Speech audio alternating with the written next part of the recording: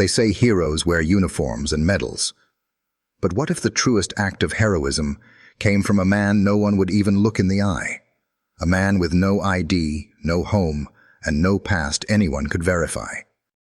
One morning, in a quiet suburb just off Maplewood Avenue, a man everyone thought was just another lost soul in a hoodie became the reason a little girl was still breathing, and somehow, after saving a life, he ended up behind bars.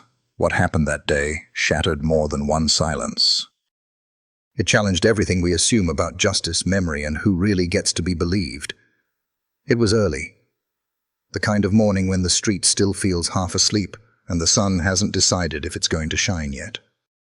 People were starting their routines, kids waiting for the bus, joggers with headphones, and cars warming up in driveways.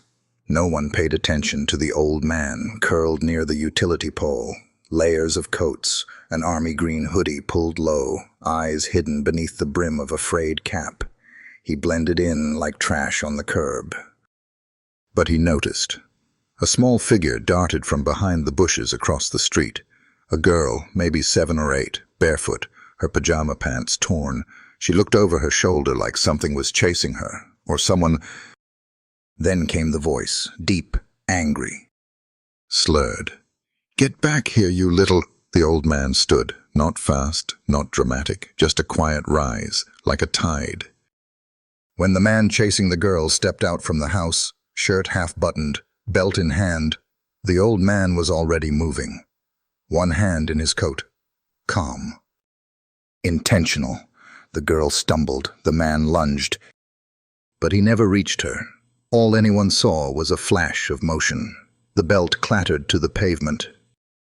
The bigger man was on the ground, moaning, clutching his arm. The girl backed away, eyes wide, and the old man just stood there, breathing hard, saying nothing. The sirens came fast, too fast. The neighbors had already called. By the time the police arrived, the girl was wrapped in a neighbor's blanket, still shaking. The man on the ground, her stepfather, was playing victim, loud and messy. He pointed at the old man, howling about an unprovoked attack, about being assaulted while trying to discipline his kid. The old man didn't argue. He didn't speak at all. Just stood there with his hands in the air, eyes blank, lips trembling slightly. When they cuffed him, he didn't resist. When they asked his name, he gave none. Just that same blank stare, like his mind had unplugged from the present moment. The girl tried to speak, but her voice was too soft, buried beneath the commotion. And the officers, well, one of them was already on the phone. Not with dispatch, but with someone else, his uncle.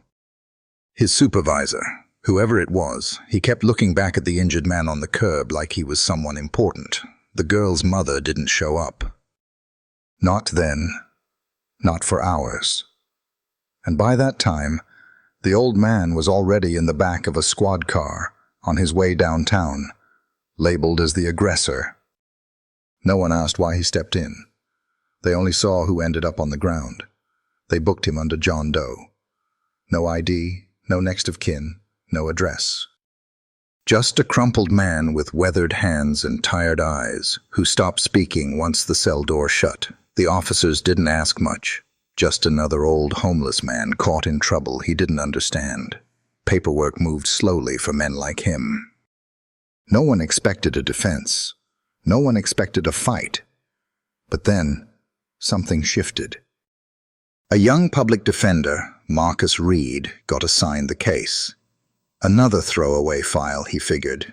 He had 10 minutes to skim a stack of half-typed statements, shaky body cam footage, and one smug complaint from the victim, a man named Dennis Kramer.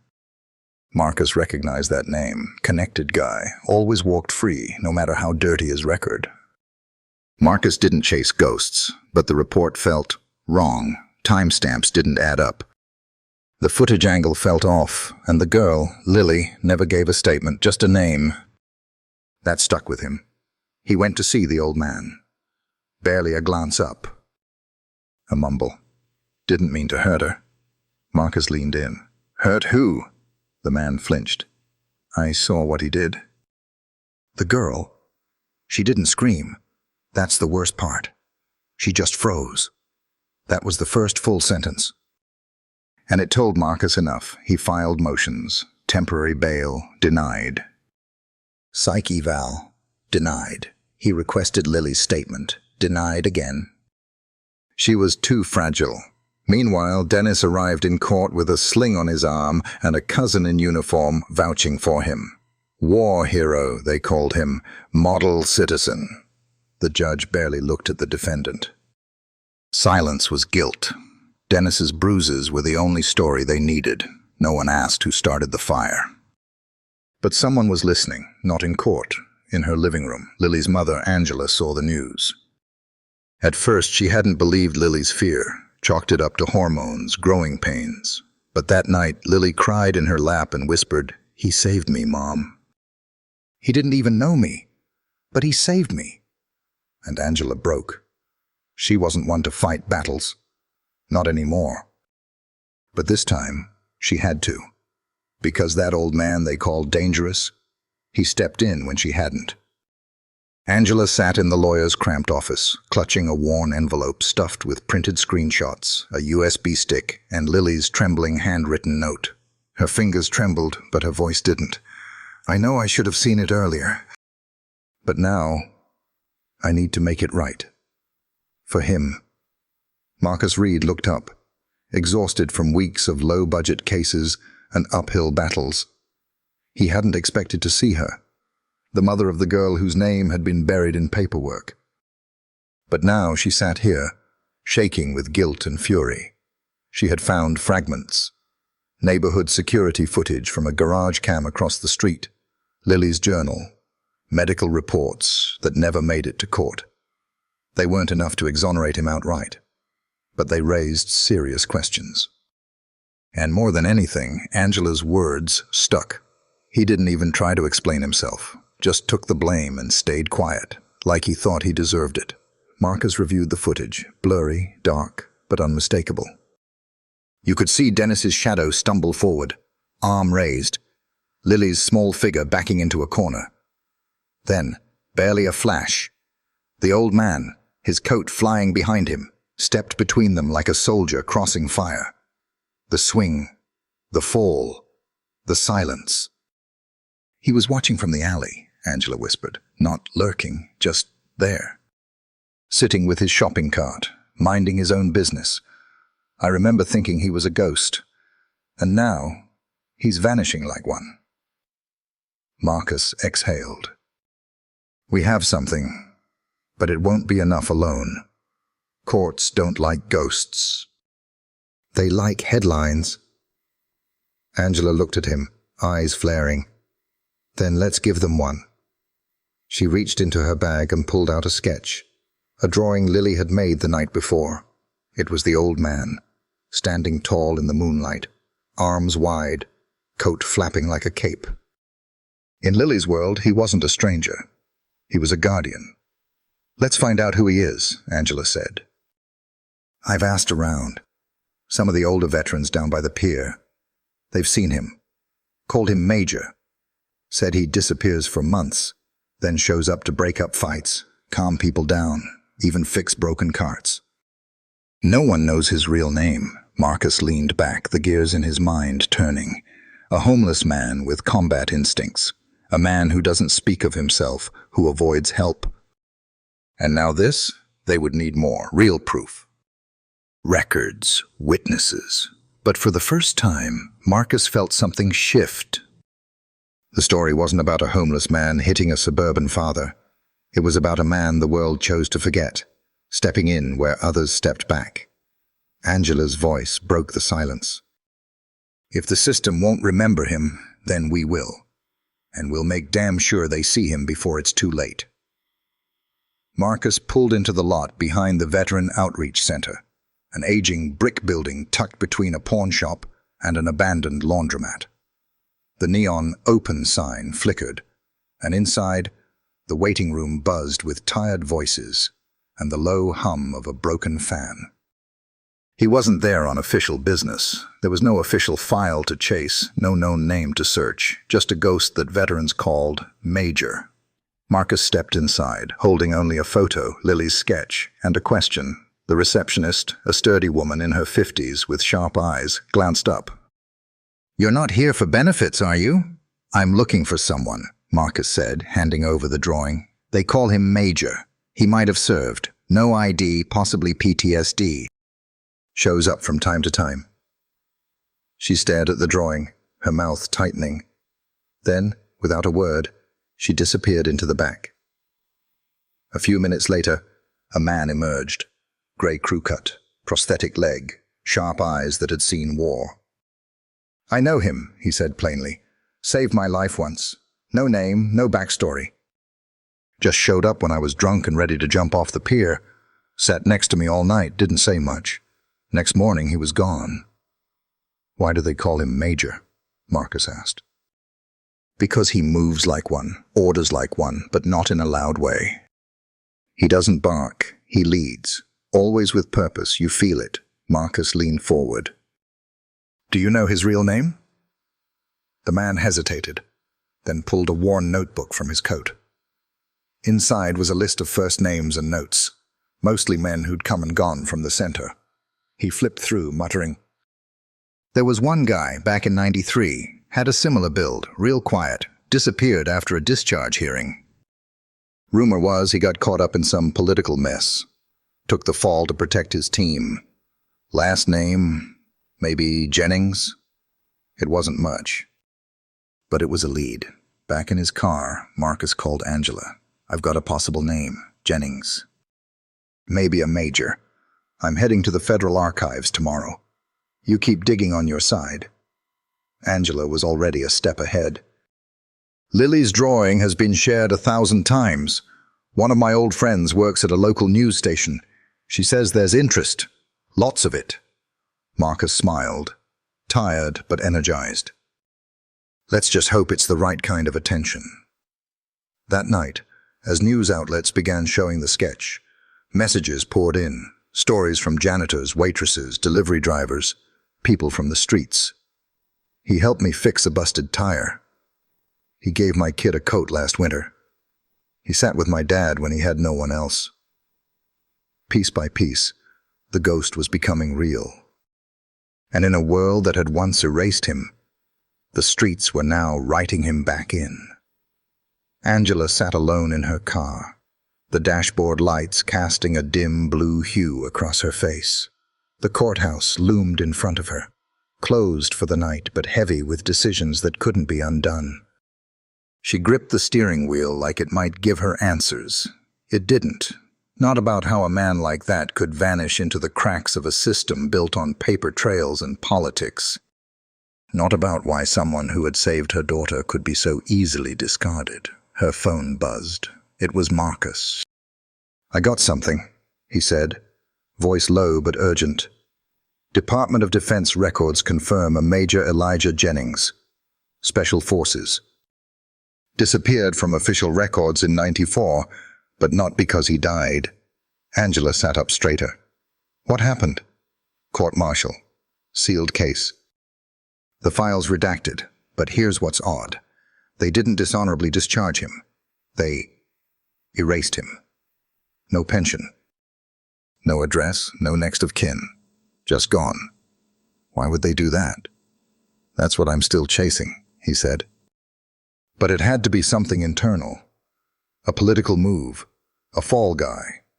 Something they didn't want tied to the uniform." Angela exhaled slowly. "They buried him while he was still breathing." Marcus went quiet for a moment. "Exactly." The next day, Angela walked into the local station with Lily's sketch and a timeline. Her voice shook during the interview, not from nerves, but from restrained fury. She wasn't just telling a story, she was pressing a case. By evening, the story had aired. Veterans recognized the name. Old comrades came forward. One remembered Jennings taking the blame for a civilian casualty that wasn't his fault. Another said he'd refused to follow an unlawful order. One sent a grainy photo, Jennings in uniform, younger, with that same quiet stare. The comments section wasn't just noise, it was testimony, but not all reactions were supportive. A verified account from the sheriff's office posted, Interesting timing. Assault is still assault. Let's not glorify violence. Angela replied with a single sentence that went viral. If your daughter was screaming for help, would you care if it came from a decorated ghost? The post was shared thousands of times. Suddenly, it wasn't just about one man, it was about how many like him had been forgotten. That night, Marcus called again. The DA is under pressure. They're reopening the case, but we need undeniable proof. Angela looked at Lily's drawing on the fridge. Her voice didn't shake this time. Then let's finish what he started. The prison visitation room was cold in that bureaucratic way. Bright lights, sterile air, no space for sentiment. Angela stood behind the yellow line, waiting. She held a folder close to her chest, but it wasn't the documents inside that made her palms sweat. It was the weight of being the first person to come visit him since the trial. Then he entered. Shackles on his feet, hands cuffed, the orange uniform hanging awkwardly on his aging frame. But his back was still straight. His eyes, though fogged with age and trauma, carried the same quiet intensity Angela had seen in her daughter's drawing. He sat down without a word. The guard nodded, stepped back. Angela spoke first. "My name is Angela Reese. You helped my daughter." He blinked, gaze fixed on her, as if trying to place her face inside the broken puzzle pieces of his memory. She was the one screaming that day. You stepped in. You stopped him. He nodded slowly. No smile. No recognition. Just silence. Angela laid the folder on the table. "Your name is Elijah Jennings. Major, Special Forces. You were erased, not forgotten. They buried your records, but not your truth." His eyebrows furrowed. He looked down at the folder, but didn't touch it. Angela continued. "I've been digging. You took the fall for something in '94, but people remember. Comrades. Men who said you refused an illegal order. You protected civilians. They punished you for doing what was right." Something flickered in his eyes. Not full memory, not yet, but the weight of a truth that felt familiar. She softened. "You saved my daughter, and no one's thanked you, so I will." "Thank you, Major." His lips parted, voice hoarse. "I didn't know. She was yours." Angela smiled through tears. "She's okay now. Because of you." Then, unexpectedly, his eyes grew distant. It was a boy, no older than 6. Back then, in a village, the captain said, "No witnesses." He shut his eyes. I said no. Angela sat forward. "That's the memory?" He opened his eyes again, clearer now. "That's the moment they erased me." A long silence followed. Then she said gently, "We're reopening your case. We've got people, evidence, but we need your voice." He looked at his hands, the cuffs. "You think they'll listen?" "I don't know, but they'll have to hear you." He leaned back, gaze fixed on her now. "Then let's speak." As the buzzer signaled the end of visiting hours, Angela stood. So did he, and for the first time he reached out. Just a slight movement, not touching, but a gesture of acknowledgement. Not as a ghost, but as a man reclaiming his name. Angela didn't sleep that night. She sat in her living room, surrounded by printouts, photocopies, and sticky notes. The soft hum of the fridge was the only sound in the dark apartment. Her daughter had fallen asleep on the couch, still clutching the sketch she'd drawn of the kind man. That drawing had started it all, and now it was guiding something bigger than she'd ever imagined. The next morning, Angela met with Carter, the public defender who had represented Elijah. He was cautious, burnt out from years of watching justice take detours. But when Angela laid out Elijah's erased records, misconduct patterns, and unit member statements, he leaned forward. This This isn't just a wrongful conviction. This is a cover-up. Angela nodded. And it's been hidden for nearly 3 decades. Carter made calls. One led to a retired military investigator. Another reached a senator's aide, an old classmate of Angela's, who promised to escalate the matter. Momentum was building. Meanwhile, the media picked up the story. Not from Angela, but from a local journalist. His article, Hero or Threat, the homeless man who intervened, sparked conversation, then outrage. A leaked courtroom photo of Elijah in shackles ignited more. Online reactions were split. Some called Elijah a threat. Others said he was exactly what society lacked. A top comment read, "If he hadn't stepped in, would we be mourning a child instead of defending a liar?" Angela watched as the internet amplified the story. People began sharing stories of veterans forgotten by the country they served. A national conversation stirred. Then late one night her phone buzzed. A blocked number. She answered. A low, gravelly voice spoke. "I saw the article. I was there." 994. El Obeid, Sudan. Elijah didn't break orders.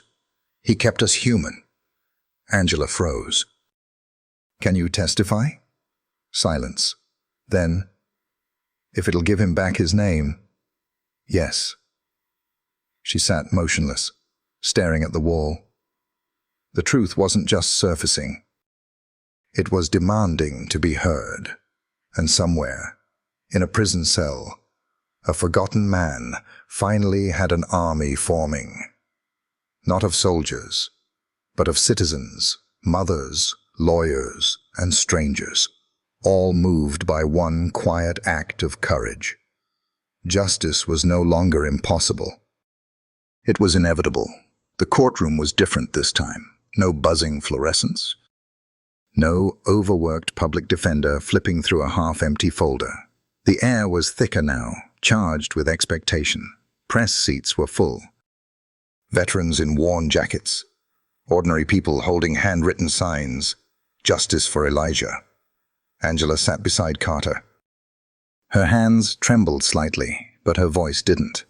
In the gallery, her daughter sat between 2 social workers, watching silently. The prosecutor began. "This is about a violent act in front of a home. Regardless of motive, Mr. Elijah Thompson broke the law." Then came the testimony. A neighbor had seen the stepfather yank the girl's arm. A trauma doctor spoke of old bruises.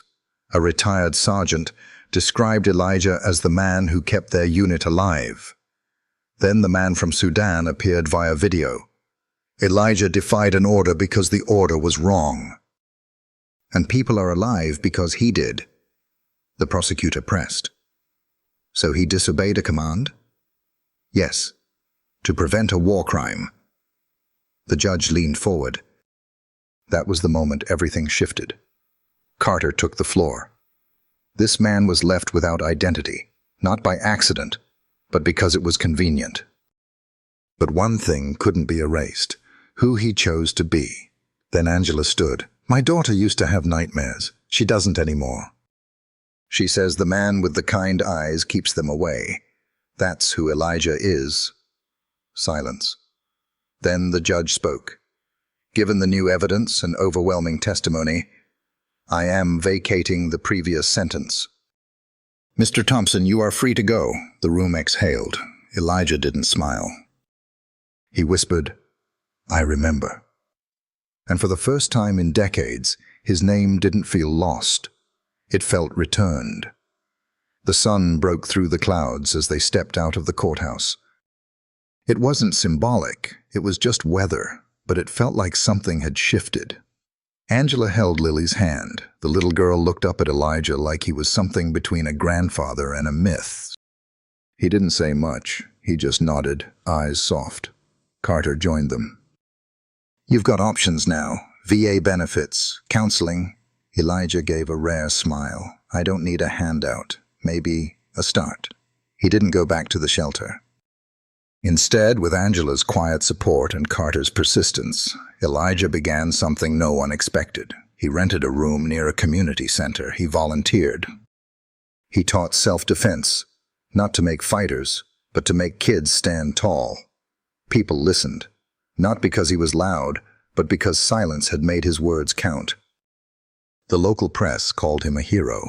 Elijah disagreed. "I just did what someone should have done sooner." One of the boys he mentored asked, "Why'd you help her, even when it got you locked up?" Elijah replied, "Because she looked like someone who needed to know not everyone walks past." That line stuck. A month later, a mural appeared on the old courthouse wall, his silhouette standing between a child and a looming shadow. Beneath it, someone finally stayed. He never sought recognition, never tried to reclaim what was taken. But in the stillness that followed, people started noticing those they once stepped over. Not everyone, not always, but enough. And maybe that was the point all along.